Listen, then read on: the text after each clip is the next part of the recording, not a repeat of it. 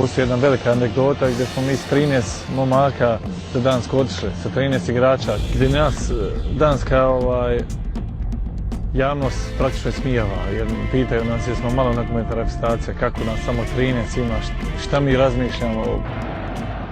Valjić otvara se, Barbarez, vidio je to Valjić, evo Barbareza, velika prilika za Bosnu i Hercegovinu i gol!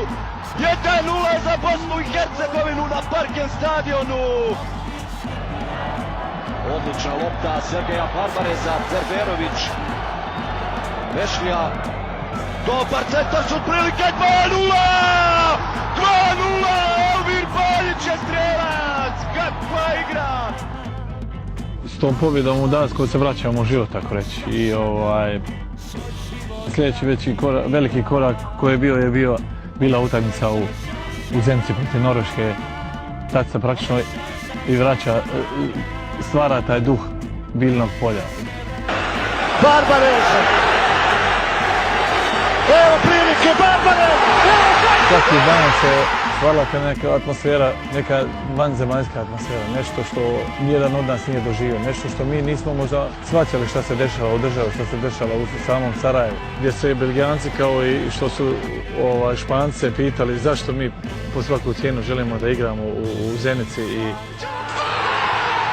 Sergej Barbarez 1:0 za našu reprezentaciju! 62. minut! 1:0 vodi Bosna i Hercegovina! Zašto nama to znači da igramo pred samo 12-13.000 ljudi, a ne pred 40.000, kao što je znalo biti u Sarajevu na Koševu. 62. minut! Sergej Barbarez! 15. gol u reprezentaciji, ali kakav! Sve je proključano! 1:0 vodi naša reprezentacija protiv Belgije! Milenković sam tek vidio.